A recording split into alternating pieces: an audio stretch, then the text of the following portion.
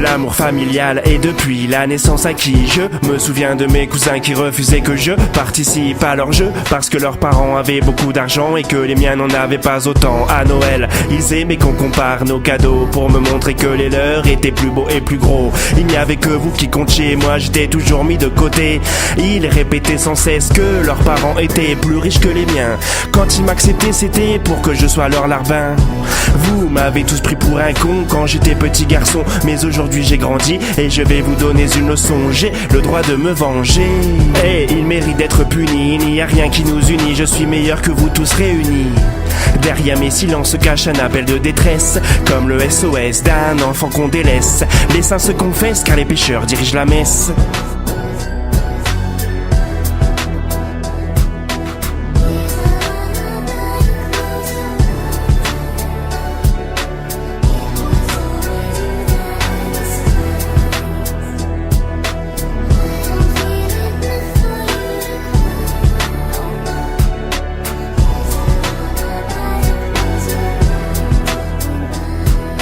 Je redoutais les repas de famille car je savais que j'allais être mise à l'écart. Cette bande de tocards me traitait comme un être à part.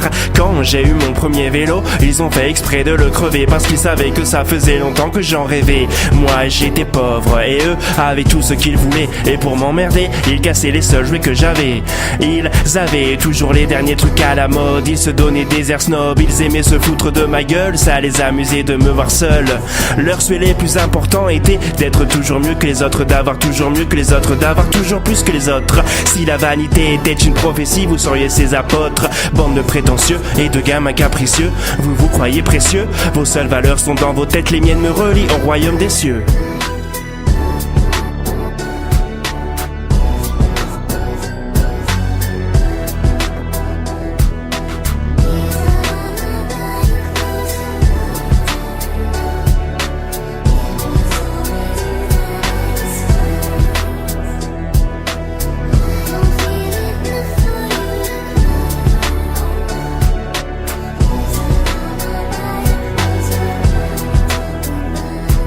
La vie est devenue une compétition et cela se transmet de génération en génération.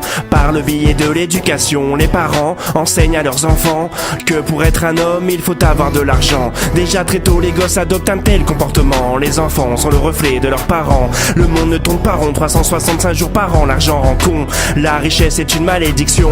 Il ne faut pas envier les riches, il faut les plaindre. La pauvreté n'est pas à craindre, mais à étreindre.